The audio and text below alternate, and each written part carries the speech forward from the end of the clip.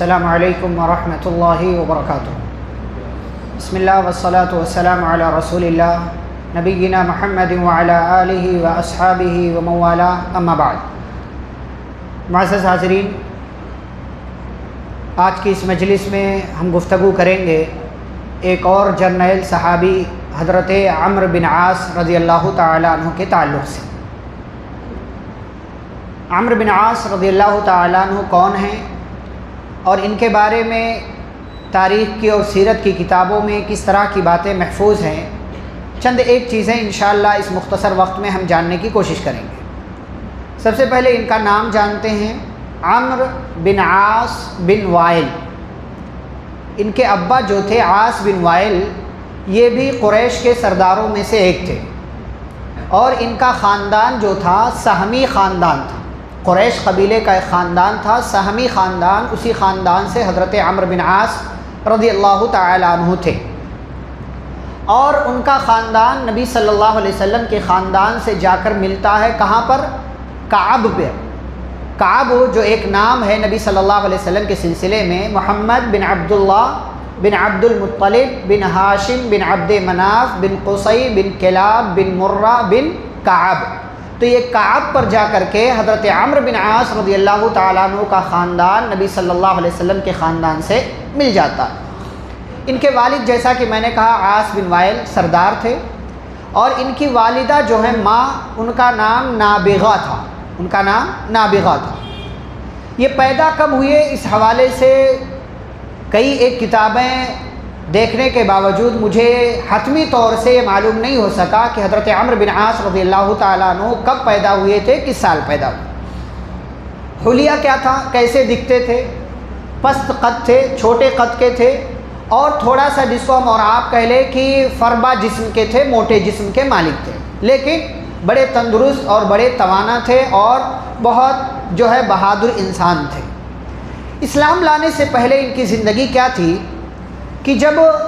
پیارے رسول صلی اللہ علیہ وسلم کو نبوت ملی اور آپ نے دین کا اعلان کرنا، دین کی تبلیغ کرنا شروع کیا، اور بہت سارے لوگ مسلمان ہوئے، پھر مکہ والوں نے ستانا شروع کیا، تو نبی صلی اللہ علیہ وسلم کے کہنے پر صحابہ ہجرت کر کے کہاں چلے گئے؟ حبشہ چلے گئے۔ حبشہ چلے گئے، پہلے کچھ لوگ گئے، اور پھر اس کے بعد دوبارہ جب سفر ہوا تو کچھ اور لوگ گئے۔ اس طریقے سے 100 سے زیادہ تعداد صحابہ کی مسلمانوں کے حبشہ پہنچی۔ اب کفار مکہ نے جب یہ دیکھا کہ یہ لوگ ہجرت کر کے وہاں جا رہے ہیں اور ان کو پناہ کی ایک جگہ مل رہی ہے، تو ان لوگوں نے اپنا 2 سفیر، اپنے 2 قاصد حبشہ کے بادشاہ کی طرف روانہ کیے، اور یہ دونوں سفیر تھے، ایک عمرو بن عاص اور دوسرے عبداللہ بن ربیعہ۔ ان دونوں کو سفیر بنا کر کے بھیجا، اور عمرو بن عاص رضی اللہ تعالیٰ عنہ چونکہ اس وقت مسلمان نہیں تھے، کافروں کی طرف سے گئے تھے۔ کافروں نے بھیجا اس لیے تھا کیونکہ یہ بڑے جو ہے اچھے بولنے میں اور اسی طریقے سے بات کرنے میں بڑے ماہر تھے حضرت عمرو بن عاص رضی اللہ تعالیٰ عنہ، اور بہت بڑے سیاسی انسان تھے۔ حالات دیکھ کر کے کس طریقے سے بات کرنا ہے، کیا بات کرنا ہے، اس کا ایک نمونہ میں آپ کو دکھاؤں کہ حضرت عمرو بن عاص رضی اللہ تعالیٰ عنہ جب گئے اور بادشاہ کے پاس پہنچے، جو کچھ کہنا تھا کہا، اس کی تفصیل انشاءاللہ حضرت جعفر رضی اللہ تعالیٰ عنہ کا جب تذکرہ ہوگا تب ہم تفصیل جانیں گے۔ تو جو کچھ کہنا تھا کہا، اور پھر حضرت جعفر رضی اللہ تعالیٰ عنہ نے اپنی بات رکھی، تو بادشاہ نے کہا کہ جاؤ تم لوگ واپس چلے جاؤ، ان مسلمانوں کو ہم تمہارے ہاتھ نہیں دے سکتے، تمہیں ان لوگوں کو ہم نے پناہ دے رکھی ہے، اب ان کی پناہ ہماری پناہ ہے، یعنی یہ ہماری بادشاہت میں رہیں گے، ہماری حکومت میں رہیں گے، کوئی ان کو پریشان کرتا ہے گویا کہ ہم کو پریشان کرتا ہے۔ اب مجلس ختم ہو گئی، دربار ختم ہو گیا۔ اب یہ دونوں جو مکہ والوں کی طرف سے آئے تھے، عمرو بن عاص اور عبداللہ بن ربیعہ، تو جب گئے تو عمرو بن عاص نے کہا عبداللہ بن ربیعہ سے کہ آج تو ہم ناکام ہو گئے، ہمارا پلان کامیاب نہیں ہوا، ہم مکہ والوں کو جا کر کے کیا جواب دیں گے؟ تو کہا کہ میرے دماغ میں پلان ہے۔ کہا کیا پلان ہے؟ کہا پلان یہ ہے کہ چونکہ یہ بادشاہ عیسائی ہے، لہٰذا کل میں عیسیٰ علیہ السلام کے بارے میں بادشاہ کے سامنے ایک بات رکھوں گا اور کہوں گا کہ مسلمان آپ کے نبی کے بارے میں ایسا اور ایسا کہتے ہیں، دیکھیے کیسا پلان بنا رہے ہیں، مطلب کیسی سیاسی چال چل رہے ہیں کہ حوالہ دوں گا عیسیٰ کا، اب عیسیٰ کا جب حوالہ دوں گا تو بادشاہ جذباتی ہو جائے گا اور مسلمانوں کو پھر ہماری پناہ میں دے دے گا اور ہم لے کر کے ان کو مکہ واپس چلے جائیں گے، ہمارا کام بھی بن جائے گا۔ اچھا جب گئے دربار دوبارہ لگا اور پھر عمرو بن عاص آئے اور انہوں نے پوری بات رکھی اور کہا بادشاہ یہ جو مسلمان ہیں نا یہ آپ کے نبی کے بارے میں ایسی اور ایسی بات کہتے ہیں۔ کہا اچھا، پھر دوبارہ سے مسلمانوں کو بلایا گیا۔ اب جب دوبارہ بلایا گیا مسلمان پریشان ہو گئے کہ اب جو ہے بادشاہ ہم سے کیا سوال کرنا چاہتا ہے، لیکن چونکہ پہلے سے ٹھان رکھا تھا کہ سچ بولیں گے جھوٹ نہیں بولیں گے، تو بادشاہ کے سامنے پہنچے تو بادشاہ نے پوچھا تم ہمارے نبی کے بارے میں تمہارا کیا عقیدہ ہے؟ تو جو ہمارا مسلمانوں کا عقیدہ وہی بات من وعن دہرا دی جو قرآن میں ہے، جو حدیث میں، جو نبی صلی اللہ علیہ وسلم نے بتایا تھا کہ حضرت عیسیٰ علیہ السلام اللہ کا کلمہ ہے، بن باپ کے اللہ نے ان کو ان کی ماں کے ذریعے پیدا کیا، وہ اللہ کی روح ہیں، وہ روح اللہ ہیں، اور جو ہے وہ انسان تھے، وہ معبود نہیں تھے، جو بھی باتیں جو عقیدہ ہے وہ من وعن بیان کر دیا۔ بادشاہ نے بات سنا تو بات سننے کے بعد زمین سے ایک تنکا اٹھایا اور کہا کہ اللہ کی قسم جو کچھ تم نے ہمارے نبی کے بارے میں کہا ہے عیسیٰ علیہ السلام اس سے اس تنکے سے بھی زیادہ کے مالک نہیں تھے، یعنی جو کچھ بھی کہا اس سے ایک تنکا بڑھ کر کے بھی نہیں تھے، تمہاری بات بالکل صحیح ہے، یہی ہمارا بھی عقیدہ ہے۔ پھر اس کے بعد عمرو بن عاص کی یہ چال ناکام ہو گئی تو بادشاہ نے کہا اب تم لوگ یہاں سے واپس چلے جاؤ، اب یہ ہماری حکومت میں ہماری بادشاہت میں رہیں گے، کوئی ان کو ہم سے چھین نہیں سکتا۔ تو بہرحال یہ اسلام لانے سے پہلے حضرت عمرو بن عاص رضی اللہ تعالیٰ عنہ نے کافروں کی طرف سے ایک کام کیا اور سفیر بن کر کے حبشہ گئے۔ اس کے بعد جب مسلمان ہجرت کر کے مدینہ آ گئے تو جنگ بدر میں، جنگ احد میں، جنگ خندق میں کافروں کی طرف سے انہوں نے شرکت کی، لیکن کیا کارنامہ انہوں نے انجام دیا یہ سب تاریخ کی کتابوں میں محفوظ نہیں ہے اور نہ ہی اس حوالے سے کوئی تفصیل ہے۔ اب جنگ خندق جب ختم ہوئی اور اس سے پہلے کا ماحول حضرت عمرو بن عاص رضی اللہ تعالیٰ عنہ دیکھ چکے تھے، مسلمان ابھی تک نہیں ہوئے لیکن ان کے دل میں کہیں نہ کہیں اسلام کی روشنی موجود تھی، اسی لیے جنگ خندق کے ختم ہونے کے بعد بلکہ اس کے اور کچھ وقت گزرنے کے بعد ایک مرتبہ ایسا ہوا کہ چونکہ اپنے باپ سے بہت ڈرتے تھے، عاص بن وائل جو نا سردار تھے تو اپنے باپ سے بہت ڈرتے تھے اور کچھ جو ہے علاقے کا بھی خوف تھا کہ اگر میں نے اسلام کے تعلق سے کوئی بات کہی تو لوگ کیا کہیں گے، جیسا کہ ہمارے یہاں چلتا ہے کہ لوگ کیا کہیں گے، لوگوں کو دیکھ کر کے ہم بہت سارے کام کر جاتے ہیں۔ تو انہوں نے اپنے کچھ ساتھیوں کو بلایا، ساتھی دوست ہوتے ہیں نا جو ہم مزاج ہم خیال ہوتے ہیں، ان لوگوں کو بلایا ایک دن اور کہا کہ دیکھو بھائی میں جانتے ہو تم لوگ میرے بارے میں کیسا انسان ہوں، میری سوچ یہ کہتی ہے جو کچھ میں دیکھ رہا ہوں اس کے بارے میں ساری چیزیں سامنے رکھ کر کے مجھے یہ لگتا ہے نا کہ یہ مسلمان ایک نہ ایک دن ہمارے اوپر غلبہ پا لیں گے، یہ ہمارے اوپر غلبہ پا جائیں گے، یہ ہم سے جیت جائیں گے اور ان کو کامیابی مل جائے گی، یہ فتح پا جائیں گے۔ مجھے ایسا لگ رہا ہے کیونکہ ان سے جو کوئی مقابلہ کرتا ہے وہ جیت نہیں پاتا، یہ جیتتے جا رہے ہیں، یہ کامیاب ہوتے جا رہے ہیں، مجھے ایسا نظر آ رہا ہے کہ یہ اور ان کے رسول یہ ہمارے اوپر ایک دن قبضہ کر لیں گے۔ تو ایک کام کرتے ہیں، بجائے اس کے کہ ہم مسلمانوں کے حکومت میں رہیں، چلو ہم بھاگ کر کے حبشہ چلے جاتے ہیں، وہاں کا بادشاہ بڑا اچھا ہے، اس بادشاہ کی حکومت میں ہم رہیں گے۔ اب دوبارہ سے انہوں نے حبشہ جانے کا پلان کیا۔ اچھا پلان تیار ہو گیا، اب پلان تیار ہونے کے بعد ان لوگوں نے تحفہ اچھا جمع کیا کہ بادشاہ کو خوش کرنا ہے، تو چمڑے کی بہت ساری چیزیں، خوبصورت اور بہترین عمدہ قسم کا چمڑا اور کئی ایک تحفے انہوں نے اکٹھا کیے، گئے بادشاہ کے پاس پہنچے۔ اب بادشاہ کے دربار میں جب انٹری کر رہے تھے، یہ زمانہ تھا سن 7 ہجری کا آخری زمانہ تھا اور سن 8 ہجری بالکل شروع ہونے والا تھا۔ اس زمانے میں پیارے نبی صلی اللہ علیہ وسلم کی طرف سے ایک سفیر آئے تھے، حضرت عمرو بن امیہ زمری رضی اللہ تعالیٰ عنہ حبشہ کے بادشاہ کے پاس۔ ادھر عمرو بن عاص اپنے ساتھیوں کے ساتھ انٹری کر رہے ہیں، ادھر سے دربار سے حضرت عمرو بن امیہ زمری رضی اللہ تعالیٰ عنہ واپس آ رہے ہیں۔ اب جب حضرت عمرو بن عاص نے دیکھا کہ ایک مسلمان بادشاہ کے دربار سے واپس جا رہا ہے تو بادشاہ سے کہا، جیسے ہی دربار میں پہنچے بادشاہ سے کہا بادشاہ یہ بندہ ہمارے حوالے کر دو تاکہ میں اس کو قتل کر دوں، تاکہ میں اس کو، کیونکہ مسلمان ہے اور ہجرت کر کے مدینہ پہنچ چکا ہے، اس کو ہمارے حوالے کر دو، میں قتل کرنا چاہتا ہوں۔ اب چونکہ بادشاہ مسلمان ہو چکا تھا اور یہ بات عمرو بن عاص کو معلوم نہیں تھی، تو بادشاہ نے جب یہ جملہ سنا تو غصے سے لال پیلا ہو گیا بادشاہ۔ اور غصے سے حضرت عمرو بن عاص سے کہا کہ یہ کس طرح کی بات کر رہا ہے؟ وہ ہمارے یہاں سفیر بن کر کیا ہے؟ وہ نبی کا سفیر ہے، اور ہمارے یہاں کسی بھی سفیر کو، قاصد کو قتل کرنے کی اجازت نہیں ہے، اسے میں تمہارے حوالے کیسے کر سکتا ہوں؟ اور غصے سے ایک دم بادشاہ بھرا ہوا۔ لیکن تھوڑی دیر کے بعد جب غصہ ٹھنڈا ہوا تو کہ عمرو بن عاص سے پہلے بھی ملاقات ہو چکی تھی، بڑے ٹھنڈے دل اور دماغ سے عمرو بن عاص سے بادشاہ نے کہا، اے عمرو بن عاص، میں تم کو ایک نصیحت کر رہا ہوں، ایک مشورہ دے رہا ہوں، میری بات اگر ماننا چاہو تو مان لو، اور اس نبی کی اطاعت قبول کر لو، اس نبی پر ایمان لے آؤ، اس نبی کا کلمہ پڑھ لو۔ واللہ مجھے یہ بات بالکل یقینی طور سے معلوم ہے کہ اس بندے پر، اس نبی پر جو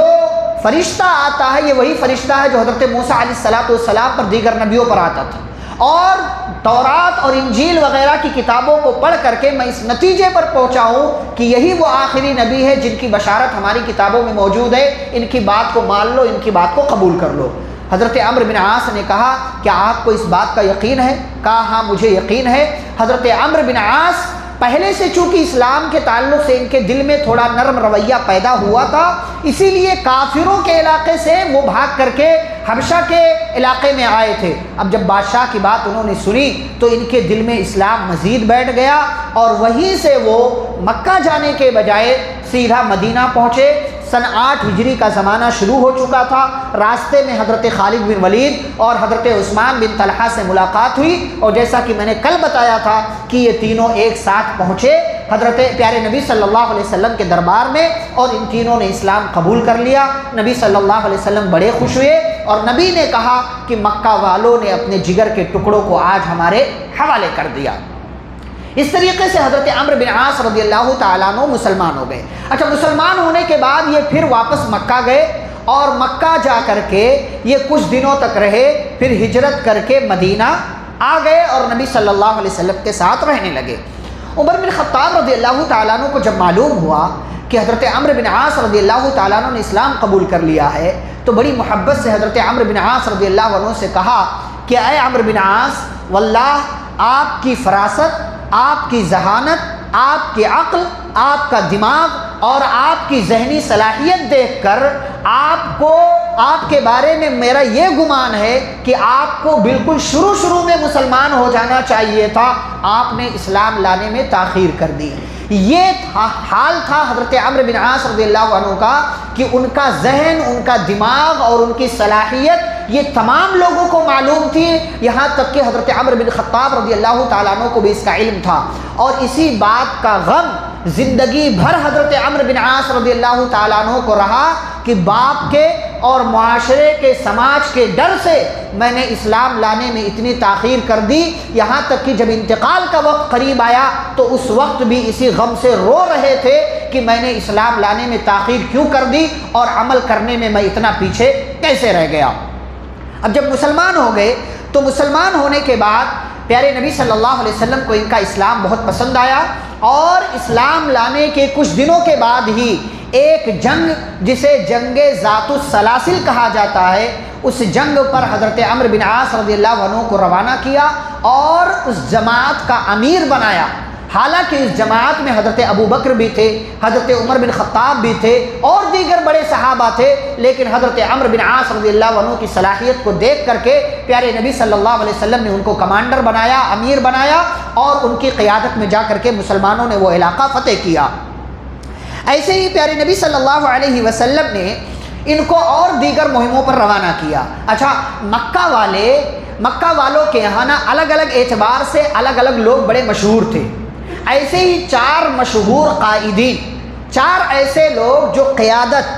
آگے بڑھ کر کے کام کرنے کے اعتبار سے 4 لوگ بڑے مشہور تھے۔ ایک نام ان میں سے حضرت عمرو بن عاص رضی اللہ تعالیٰ عنہ کا، ایک نام امیر معاویہ رضی اللہ عنہ کا، ایک نام مغیرہ بن شعبہ رضی اللہ عنہ کا، اور ایک نام زیاد بن ربیعہ کا۔ یہ 4 نام، ان میں سے ایک نام عمرو بن عاص رضی اللہ تعالیٰ عنہ، پورے علاقے کے لوگ جانتے تھے کہ اگر عمرو بن عاص کو قائد بنا دیا جائے تو یہ بہت اچھے قائد اور لیڈر اور کمانڈر اور سپہ سالار ثابت ہوں گے، اور تاریخ نے اس بات کو پروف بھی کیا، اور تاریخ کی کتابوں میں عمرو بن عاص رضی اللہ عنہ کی قیادت، ان کی ذمہ دارانہ صلاحیت، ان کی سپہ سالاری اور ان کی قیادت میں جنگ میں کامیابی، یہ ساری باتیں بڑی مشہور ہیں۔ پیارے نبی صلی اللہ علیہ وسلم نے جب مکہ فتح ہو گیا، مکہ فتح ہو جانے کے بعد بتوں کو توڑنے کا کام شروع ہوا۔ بڑے بڑے بت تھے، لات، منات، عزا، ہبل، سوا، کئی بڑے بڑے بت تھے۔ ایک بت تھا سواع نام کا۔ اس بت کو توڑنے کے لیے نبی صلی اللہ علیہ وسلم نے عمرو بن عاص رضی اللہ عنہ کو روانہ کیا۔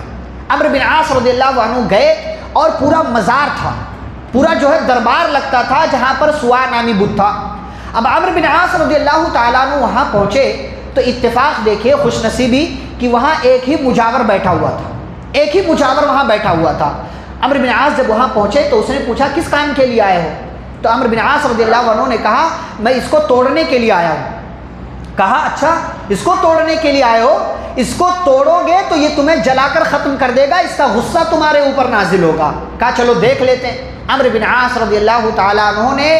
ہتھیار وغیرہ جو بھی تھا ان کے پاس، اس سے سواع نامی اس بڑے بت کو توڑ دیا، اس کا کام تمام کر دیا۔ مجاور نے جب یہ دیکھا کہ ہمارا بت جس کے سامنے ہم سجدہ کر رہے تھے یہ ٹوٹ گیا، اور یہ اس بندے کا کچھ نہیں کر سکا، اس مسلمان کا کچھ نہیں کر سکا، تو اس نے کہا کہ اب میں اس کے باطل ہونے کا اقرار کرتا ہوں، میں مانتا ہوں کہ یہ باطل ہے، بتوں کا پوجنا، یہ بتوں کی عبادت کرنا یہ غلط ہے، میں مسلمان ہونا چاہتا ہوں، مجھے کلمہ بتاؤ تاکہ میں کلمہ پڑھ کر کے تمہارے اسلام میں داخل ہو جاؤں۔ اس طریقے سے عمرو بن عاص رضی اللہ تعالیٰ عنہ نے سواع نامی بت کا کام تمام کیا۔ ایسے ہی پیارے نبی صلی اللہ علیہ وسلم نے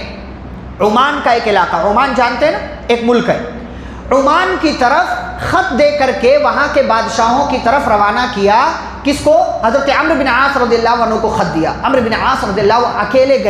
اکیلے گئے آپ جانتے ہیں، اور کئی دنوں تک وہاں رہ کر کے، 2 بھائی وہاں حکومت کرتے تھے، ایک جعفر اور ایک عبد، 2 بھائی حکومت کرتے تھے، ایک دن اس بھائی سے ملاقات کرتے تھے، ایک دن اس بھائی سے، ایک دن اس بھائی سے، ایک دن ایسے ہی دونوں کو اسلام کی سچائی، حالات کی نزاکت، مختلف طرح کی باتیں بتا کر کے ان کو اسلام کی طرف لانا چاہ رہے تھے۔ آخر نتیجہ یہ ہوا یہ دونوں انکار کرتے رہے، لیکن عمرو بن عاص رضی اللہ عنہ اپنی چال چلتے رہے، صلاحیت دکھاتے رہے، یہاں تک کہ نتیجہ آیا کہ ان دونوں بھائیوں نے اسلام قبول کر لیا، اور ان کے اسلام قبول کرنے کی وجہ سے وہ پورا کا پورا علاقہ مسلمان ہو گیا۔ پیارے نبی صلی اللہ علیہ وسلم کی طرف خوشخبری لے کر کے حضرت عمرو بن عاص رضی اللہ عنہ پہنچے۔ نبی صلی اللہ علیہ وسلم نے ان کو مبارکباد دی اور کہا کہ جاؤ اسی علاقے میں رہو اور اسی علاقے میں رہ کر کے کام کرتے رہو۔ عمرو بن عاص رضی اللہ عنہ گئے اور وہاں پر موجود رہے۔ اسی دوران پیارے رسول صلی اللہ علیہ وسلم کا انتقال ہو گیا۔ انتقال کی خبر ملی تو بڑے غمگین ہوئے، اور اسی غم کے حالت میں حضرت عمرو بن عاص رضی اللہ تعالیٰ عنہ واپس مدینہ آ گئے، اور پھر دوبارہ اس عمان کے علاقے میں نہیں گئے۔ ابو بکر رضی اللہ تعالیٰ عنہ کی خلافت شروع ہوئی، تو ابو بکر رضی اللہ عنہ کی خلافت میں ایک بڑا مسئلہ ہوا جو آپ جانتے ہیں کہ بہت سارے قبیلوں نے، بہت سارے علاقے کے لوگوں نے زکوٰۃ دینا بند کر دیا۔ بہت سارے لوگوں نے کہنے لگے کہ زکوٰۃ کا سسٹم نبی کے زمانے تک تھا، اب ہم زکوٰۃ وکات نہیں دیں گے۔ ابو بکر رضی اللہ عنہ نے ٹیم تیار کی اور الگ الگ علاقوں میں الگ الگ صحابہ کو روانہ کیا۔ قزاعہ نام کا علاقہ تھا جو عمرو بن عاص رضی اللہ عنہ کا ننیحال تھا، ان کی امی اسی علاقے کی تھی۔ ابو بکر رضی اللہ تعالیٰ عنہ نے عمرو بن عاص رضی اللہ تعالیٰ عنہ کو ایک فوج، ایک لشکر دے کر کے قزاعہ نامی علاقے کی طرف روانہ کیا۔ یہ گئے، وہاں کے لوگوں پر حملہ کیا، وہاں کے لوگوں نے مقابلہ کیا، لیکن بہرحال عمرو بن عاص رضی اللہ تعالیٰ عنہ کی فوج سے مقابلہ نہیں کر سکے۔ ان لوگوں نے ہتھیار ڈال دیا، اور ہتھیار ڈال دینے کے بعد دوبارہ سے اثر نو ان لوگوں نے کلمہ پڑھا، اسلام قبول کیا اور زکوٰۃ دینے کے لیے تیار ہو گئے۔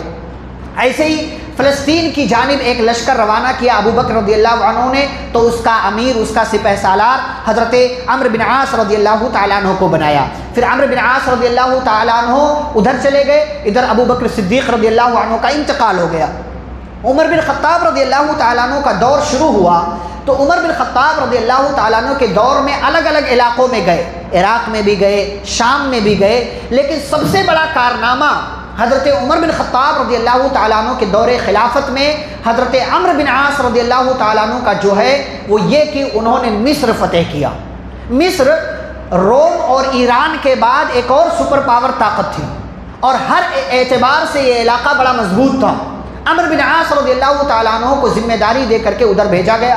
اب عمرو بن عاص رضی اللہ تعالیٰ عنہ گئے، حالات کو انہوں نے دیکھا، دیکھنے کے بعد یہ فیصلہ کیا کہ سیدھے سیدھے حملہ کرنے کے بجائے ان کے بڑے بڑے علاقوں کو گھیر لیتے ہیں۔ بڑے بڑے علاقوں کا محاصرہ کر لیا، ناکہ بندی کر دی گئی کہ ادھر سے نکلو گے ادھر سے مارے جاؤ گے، ادھر سے نکلو گے ادھر سے مارے جاؤ گے، ادھر سے نکلو گے ادھر سے مارے، جیسے ہمارے یہاں کرفیو کا سسٹم ہوتا ہے، کرفیو کے زمانے میں آپ نکل نہیں سکتے، ایسے ہی ناکہ بندی کر دی۔ جب ناکہ بندی کی مدت لمبی ہوئی اور وہاں کے علاقے کے لوگوں کو لگا کہ اب جو ہے ہمارے کھانے پینے کے جو ہے مسئلے ہو جائیں گے، تو انہوں نے باہر آ کر کے مقابلہ کرنے کی ہمت جٹائی،